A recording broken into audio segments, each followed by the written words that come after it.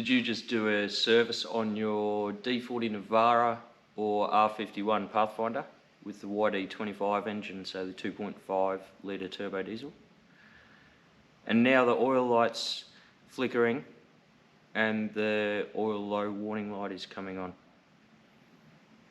Bit of a rookie mistake, but an easy fix.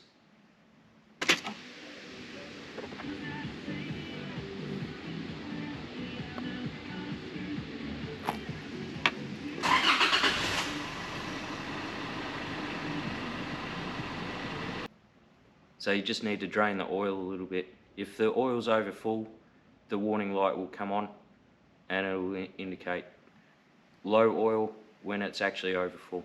So you need to just drain it down to a little drilled out hole in the full mark on the dipstick.